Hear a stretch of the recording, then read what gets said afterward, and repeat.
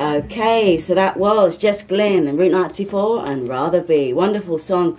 So, welcome to the show, Zack. Hi, good morning, Abby. How are you doing today? I'm okay. It's a morning thing. I'm not really a morning. Are you a morning person? Not at all. No, so. And I think it's going to rain on top of that. So. Yeah, it looks a bit cloudy this morning. Looks a bit gloomy. It was a bit gloomy, but it might get better. Yeah, need a little bit of rain for the rainbows, don't we? Yeah, but normally in the afternoon it does. The sun does come through. As long as you haven't got your clothes hanging outside, you're fine. Yeah, no, I don't have clothes hanging out. Good. In the balcony. Good. So, tell us a bit about yourself, Zack. What do you like most about your profession? What do you do? I've got a double life, really. I must admit. Oh, really? But this is just between you and me. Double agent. So it's like, yeah, it's a little bit like Bruce Wayne and Batman, you know. So in the daytime, I'm like mild-mannered. That's Clark Kent, isn't it? Bruce Wayne. Which is teaching English. I teach English as a foreign language, Nice. and I've been doing that on and off for about 15 years, really. So so the day really starts with teaching English. I have private lessons, and I travel all over Barcelona, and even to Sitges, where I have lessons on Mondays and Wednesdays. So I've been in Barcelona the last 2.5 years teaching English. And how do you like it? Do you enjoy it?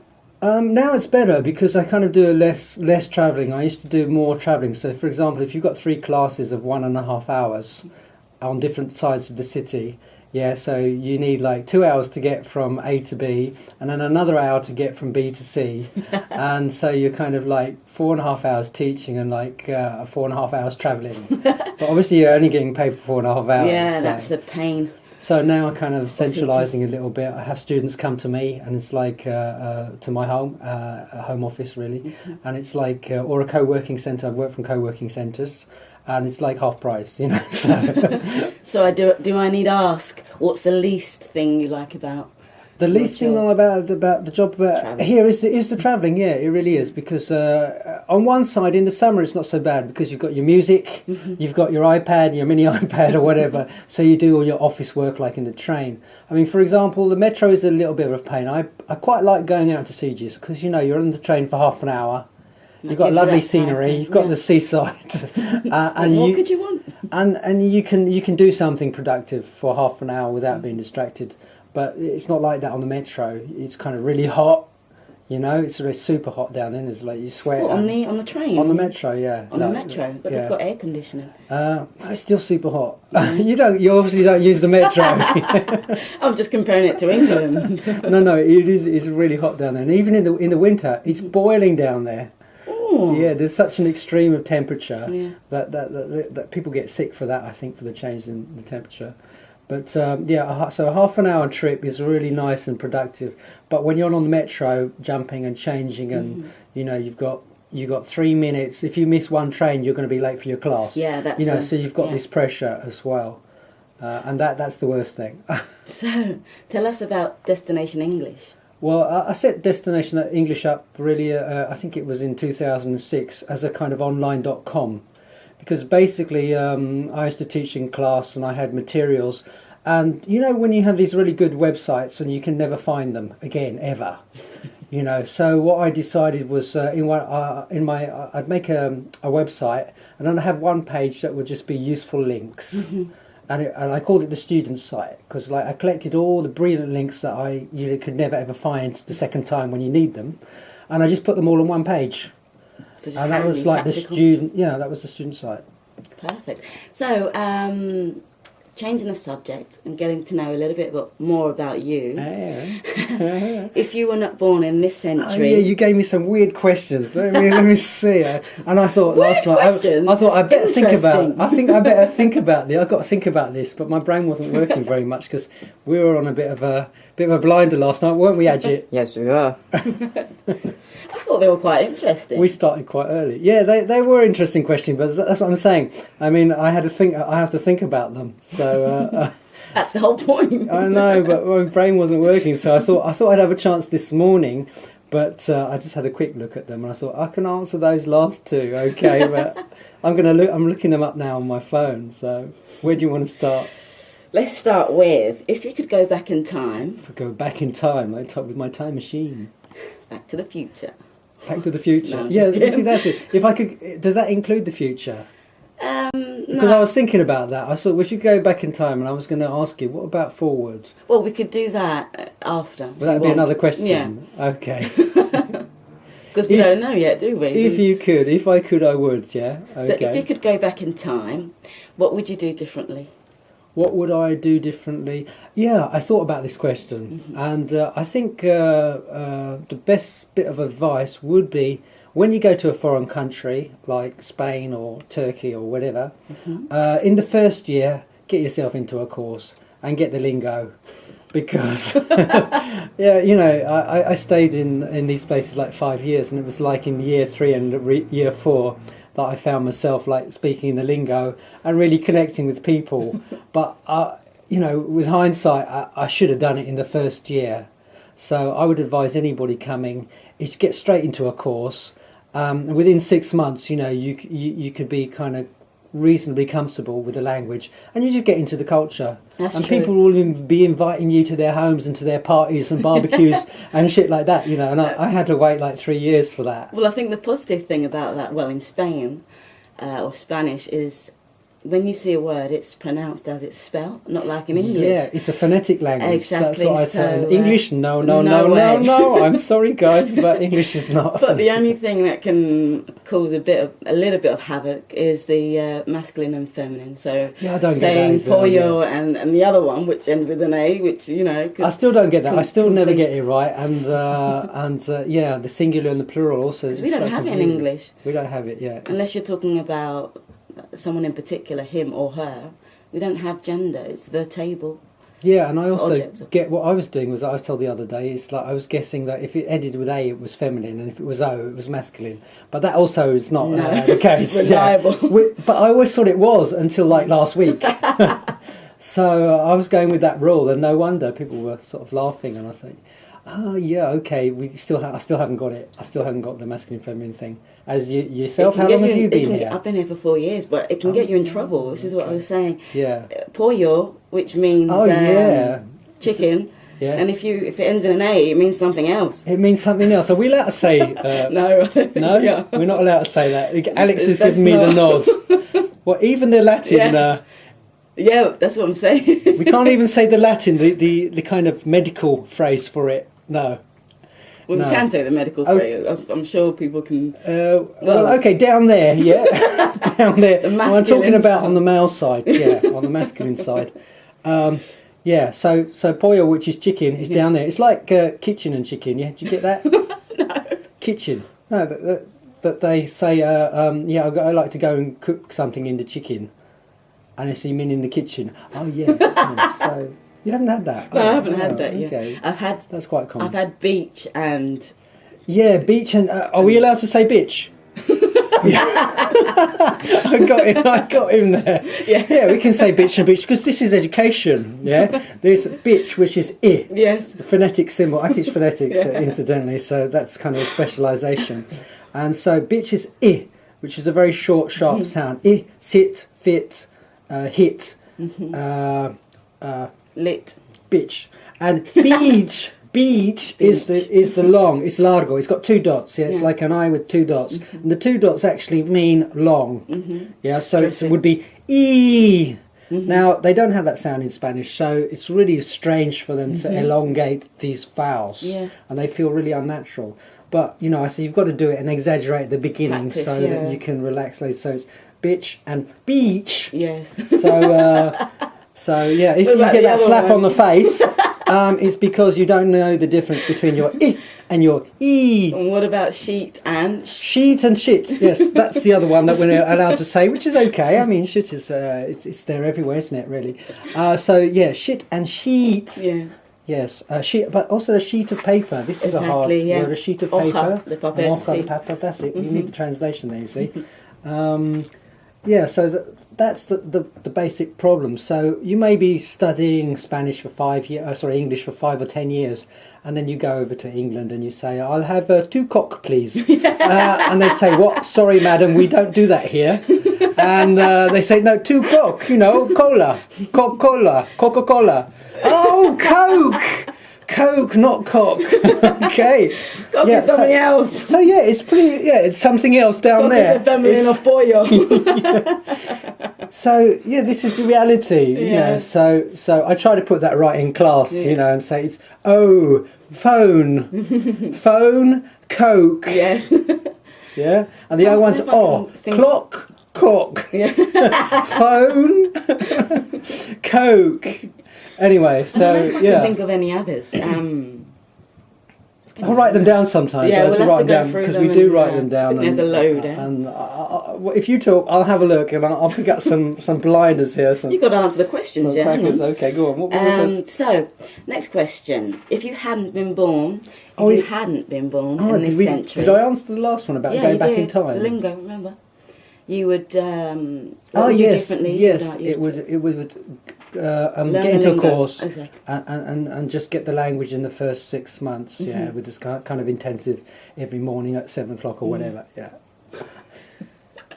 Okay, so if you were if you hadn't been born in this century, which century would you have preferred? To be born, probably around. Let me think. That's a tricky question. That's a difficult one. I think I've got to look at the historic dates of events in history and say I might have been, witness to the grassy knoll, or sort of, sitting in a tree in the Battle of Hastings or something. So I think it might be the Egyptian pyramids. Maybe that would be like, I could just like answer the questions, couldn't I? And make a diary and say, this is what actually happened, like, because I was there, man. So how they make the pyramids or the Stonehenge thing, right? So that circles. No, we were just having a bit of fun. We were like pissed up, and we thought, why not make a circle? And the one who could make the best circle will like win the maiden, like, And that's the real story. Yeah, instead of sacrificing her, what a waste. Okay, I think we'll leave that there. Yeah. Very creative. Who are your heroes? I think my heroes were plural. Choose two. Well, I think Gandhi would be one. Yes, definitely. I agree. So, I mean, he was a lawyer. He was educated in England. Yeah. He went to England, and he was a very, comical man as well. I remember. So, have you seen the film? Did you see the film with Ben Kingsley? Ages ago, though. Yeah, but I do remember one of his quotes. He said, "An eye for an eye makes the whole world blind." Yeah, that's one of my favourite quotes. I've got that on my Facebook, I think, like that quotation. And the other one I like is when he went to the UK. And he was greeted. He was already a statesman and representative of India. And when he arrived at the station, they said, "What do you?" They were trying to feel impressed, so what do you think of our civilization? And he said, "I think that would be a good idea." So the man had a sense of humour as well. It's funny, isn't it? Really. Takes a while for the penny to drop, though, I think. Exactly. But that's amazing. Okay, next, who do you have no respect for? Who do I have no respect for? Well, I don't think there's a person. I don't know, the question was who. Was it what? Don't you have no respect for? Double negative, not good for English, but we do it. Yeah, we do all this kind of stuff. I don't think I'm a disrespectful person, really. It's like live and let live. Yeah. I think when you're sort of growing up, you are taught what not to respect, but actually secretly you respect it. You say, yeah, that means it's cool, really cool. Once I leave home, I'll be able to play it without my mum shouting at me. So I think it's down to the rule of live and let live. Live and let live. I've met people who are sort of live and let die, which is a great song. It's one of my favourite Bond, Paul McCartney songs. But live and let live, I think that way you just respect people and give them space to be individuals. And who they want to be, not who they are. I think that's probably it. It's like understanding the true nature of people. Yes. And say, you have to live your true nature. Let's hope that nature isn't destructive, you know. And if it's not destructive, then it should be nurtured and encouraged. And so be who you are, you know. So figure out who you are, what you like. Because this is the thing, like you don't really even know what you like until you go to Japan and you put on a kimono and you say, oh, this feels really sexy. Next thing you know, it's in your wardrobe, you know, and you've got kimonos and you like to wear them. And that's just the men. Yeah. So yeah, I mean, it's like food. Food is the same. You know, I've got a flatmate and he loves Japanese food. And Ajit, let's bring Ajit here about the manga thing, yeah? Yeah. Because the whole Japanese... You were in Ajit was in Japan a little while ago. Tell us a bit about manga and that whole concept. Yeah. Well, why do you love it? I don't know. They make a story about anything. And they've got so much depth and they build it over a long period of time. So, you know, they really flesh out these things. They'll have like 300, 200 issues, maybe based on like tennis or football. Wow, so that's like a super TV series, like going on for years and years. Yeah. But they really get into the characters, you mean? The characters are more...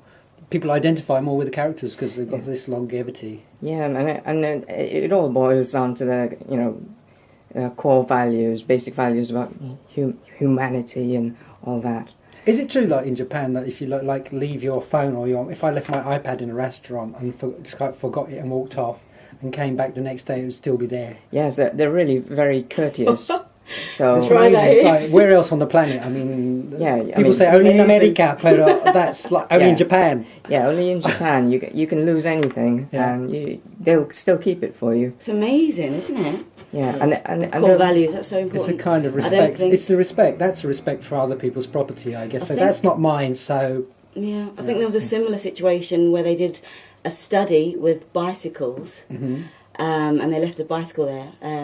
Unlocked, just there on its own. You leave it locked, it still gets nicked here, doesn't it? So.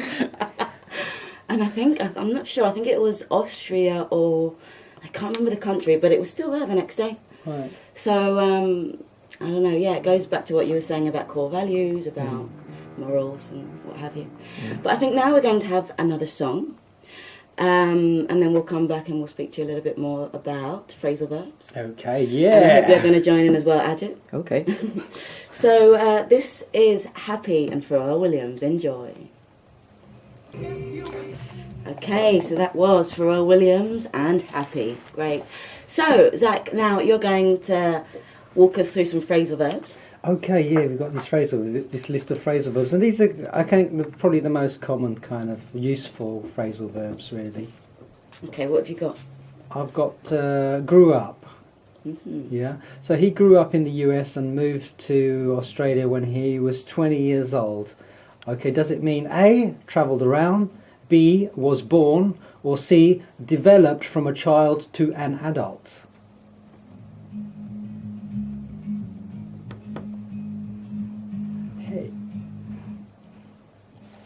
So the answer is C, developed from a child to an adult, so to grow up. To grow up is to become an adult. Yeah, so what happens is I think people think that it's to do with plants, you know, creciendo or something like that. Yeah. So plants growing and becoming trees or what have you. So I suppose it's madurar.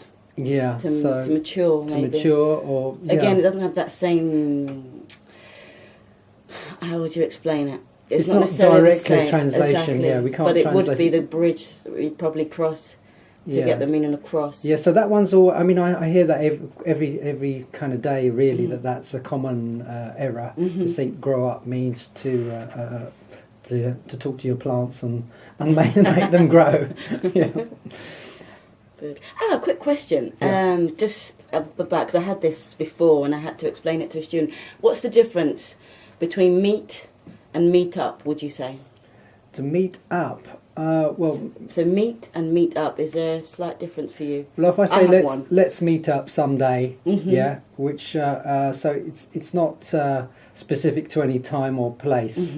It just means to have a reunion if you're old mates, or if you're new people, new mates. Let's get together. It's a kind of synonym of get together in whichever place or context. Yeah. But it just means it would be nice to see you again. Yes. Let's do it sometime. Whereas to meet does mean just to be, it's more formal, I guess. Yeah. Meet And I why? think- Because you want to discuss something. Yeah. It could be business, more likely business. Exactly, and I think it also could be unplanned, spontaneous. Oh, I met a chap yesterday, Hmm. and then if you can compare that to, oh, I met up with Zack yesterday. It's more informal, isn't yeah. it? It's like the groups, the meet-up groups. Exactly, I mean, yeah. it's a social arena. Mhm. You know, if you want to go to a meeting, go to one of the other networks of business. Exactly, You know, yeah. and they'll say we don't have a let's meet up. No, it's too informal. They'll Yeah. say we have a networking event. Exactly. Come, bring your business cards, etc. true. But the meetup would say, look, we're showing actually Cinebar. I think they're showing a film on Wednesday. Lee, yeah. who was on the show a couple of weeks ago, does the meetup group Cinebar, and they show films in a gallery somewhere in Drassenes. Oh wow. I think there's Wednesday tomorrow evening. Mhm. But so that's a meetup, which is a kind of social event, informal, a get together really. Yeah. Together. Okay, so number 2, what do you have for us? I've got. I'll read a sentence, yeah, Okay. and then I'll give you A, B, and C, and like the audience, as you're out there, you can guess which might be correct. So it's I need to work out how much money I have left after I've paid for the jeans. Now, is the answer A? I need to check. Work out, does it mean check? A. B, does it mean calculate? Or C, does it mean count?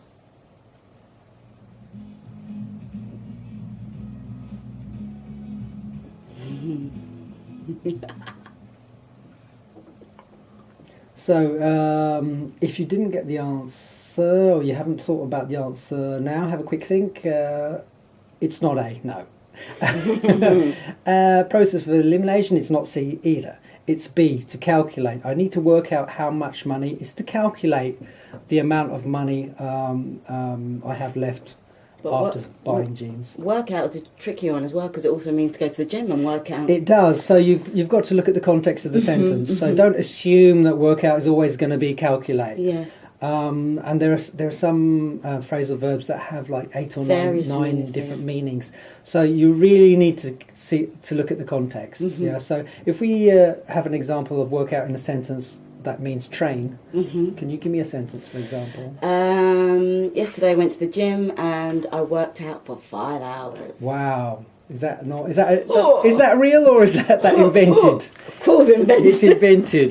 No, Yeah. I do it every day. Every of day, course. every morning before the radio. Yeah, get up when the sun gets up, and we get up to Well, I try my very for best. 5 hours.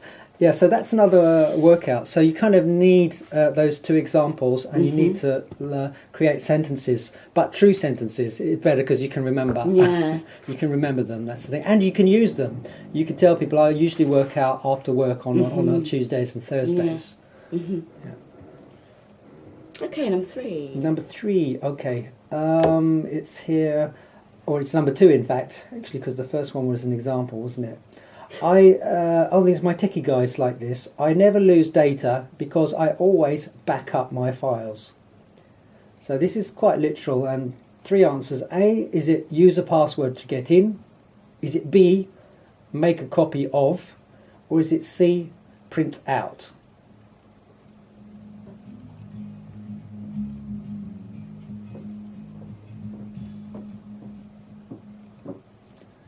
And always back up my files. It's A, use a password to get into. No. B, make a copy of. Yes, to back up is to make a copy of. And again, what other meanings do we have with backup? We have to back someone up, to support somebody. Yeah, to support them in whatever they're doing. It's like, okay, you're going to go and talk to this...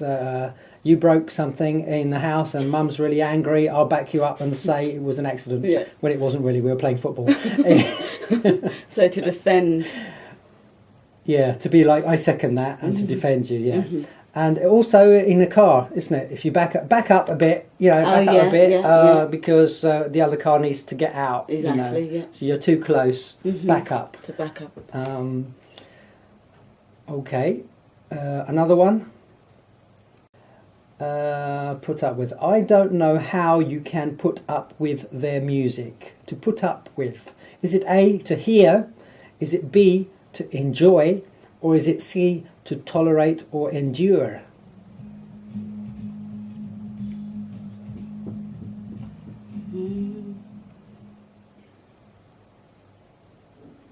And the answer is C, to tolerate or endure. So in Spanish that would be aguantar.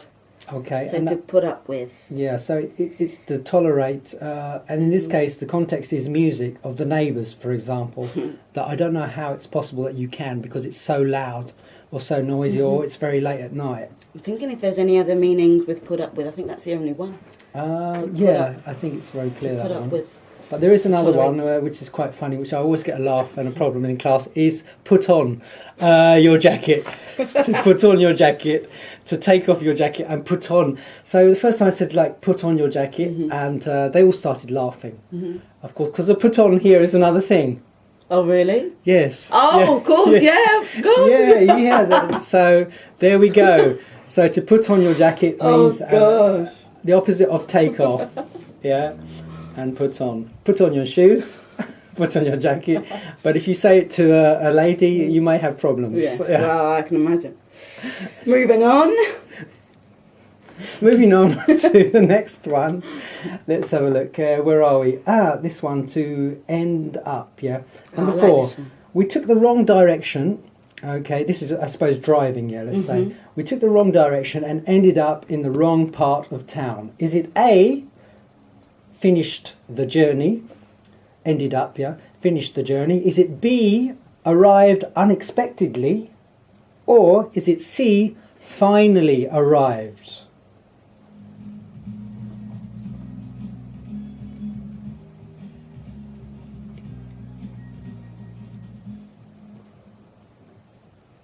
And the answer is B, arrived unexpectedly. Yeah, with surprise. You wouldn't believe where we ended up, for example. Yeah. So in Spanish, acabar or acabarse. Okay, your Spanish is better than mine. I think you went to classes, did you go to classes when you came here first? Studied at university. Well, that's but brilliant. See, that's it. Lost it all now, though. Yeah, see, I haven't got that. That's why I was saying get someone in on the show so they can like give us the feedback in Spanish, you know. So that's cool, yeah. So it's to end up in a place or in a situation as well. Ended up. Is there any other meanings with end up? Well, it's just I think one is the place, the physical location. So we got lost and we ended up in Sitges. in Sitges, yeah. But we were trying to go to Tarragona, you know, or the opposite direction. We were trying to go to Mataró, and we ended up in Sitges because we had no compass or something like that.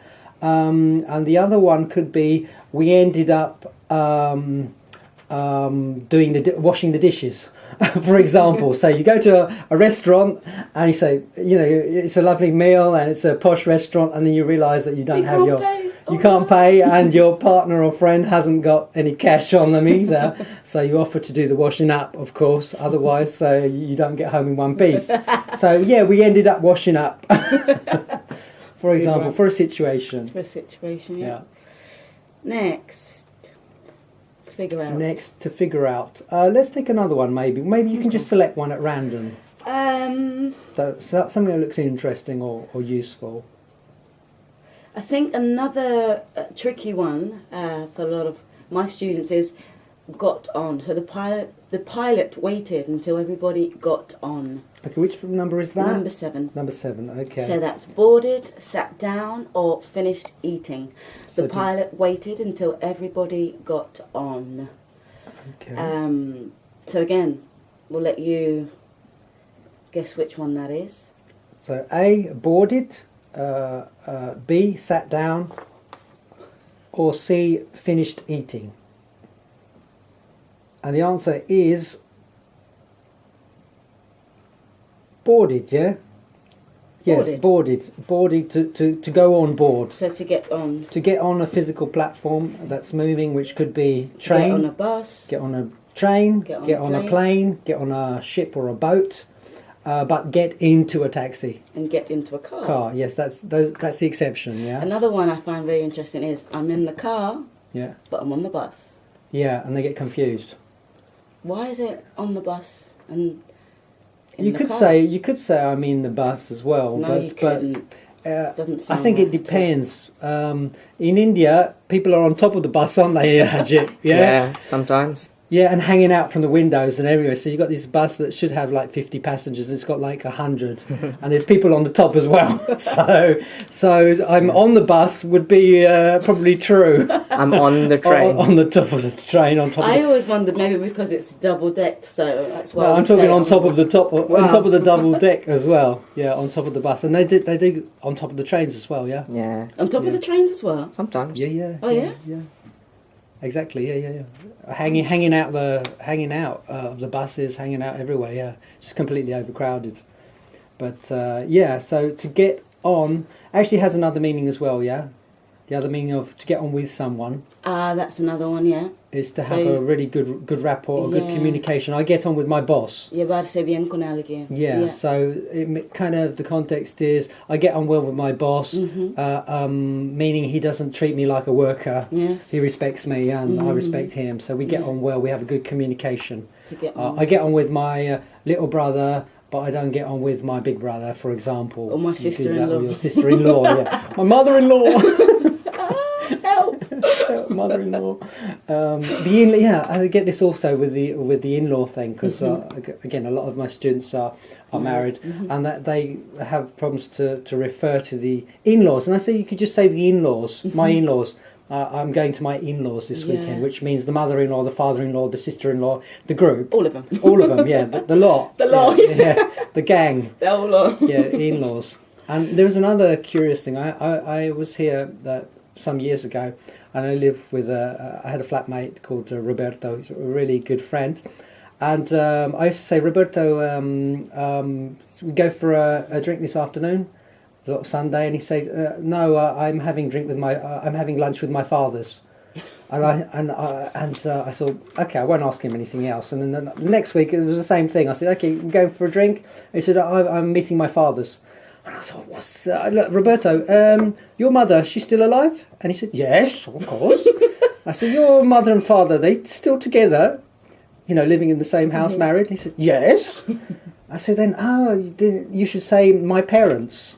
I'm going to see my parents. But he said, I'm going to see my father's. I thought he had a gay two fathers. Something going on there. Yeah, and I realised it was mis padres. He translated directly. Yes, my father's. My father's was, mis padres. So I said, no, my parents. Another one is they go around the long way and they say, I'm going to see the brother of my wife. Yeah. And I say, well, why are you saying all that for? You can shorten it. Yeah. Where's the apostrophe S?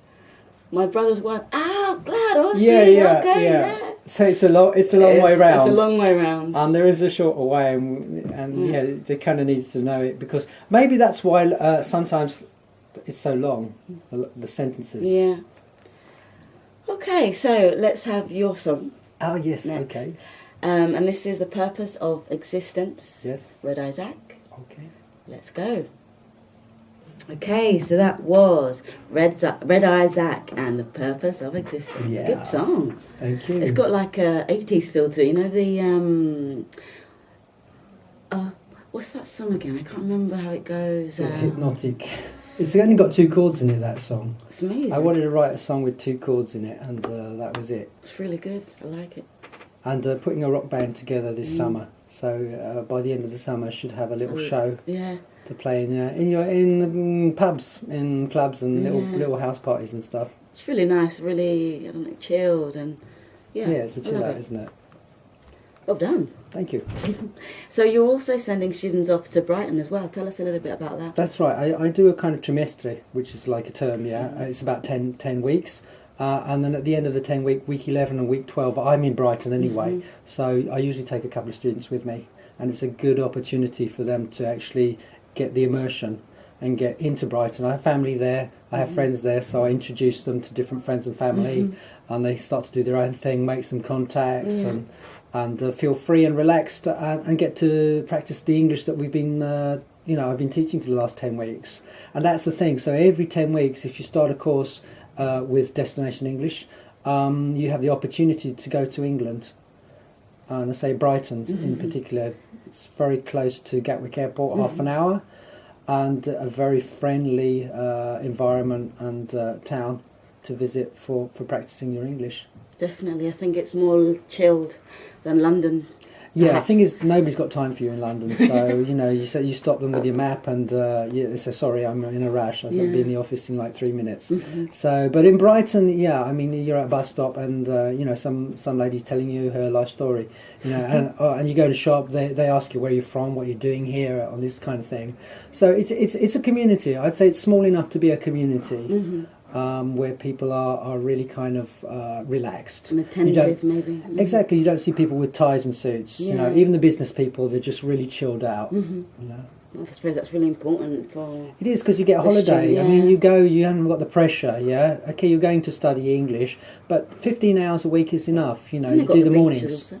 You've got the beach, so the afternoon you go and relax and say, you're not just going to have English, you're going to relax, you're going to connect with the culture, you're going to do the things that you enjoy. So, it may be art, maybe the cinema, it may be a theatre and entertainment. Brighton has all that. It's kind of built for as an entertainment centre for the UK, isn't it? Amazing. So Destination English. Destination English, baby. .com, yeah, destinationenglish.com. It's a new website. It's bilingual, so I've got it in Spanish and English now for the first time. And it's divided into two things. One is the courses that I run here in Barcelona and in Sitges.